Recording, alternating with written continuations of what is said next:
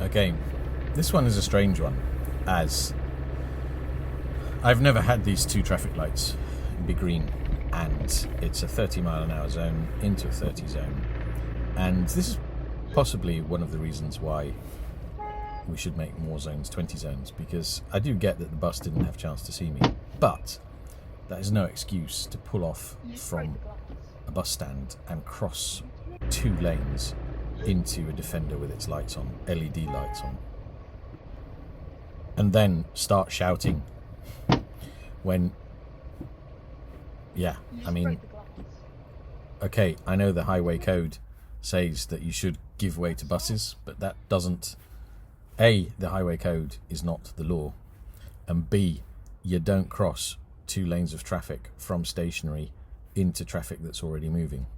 That is an offence.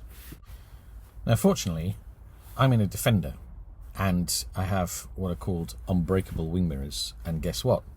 They didn't break, so there was no damage. But what if I was in something smaller? What if I was on a bike?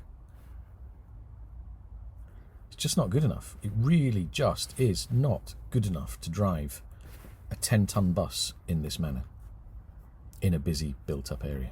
It's just not good enough. But worse, let's just look at this again. I'm not even sure that this is a must get in front. I mean, obviously it is, in that this person just must get in front. But the steering wheel doesn't actually even turn until there's an impact. And you can see the steering wheel turning left only on impact. It's incredible. I mean, if I was a bike, she would have just run me over. And now the bus didn't stop to exchange details, apart from at the next bus stop where the bus driver looked the other way. I had things to do, reported it to the police, and the police say it's not in their interest to prosecute, and there's not enough evidence. So there you go.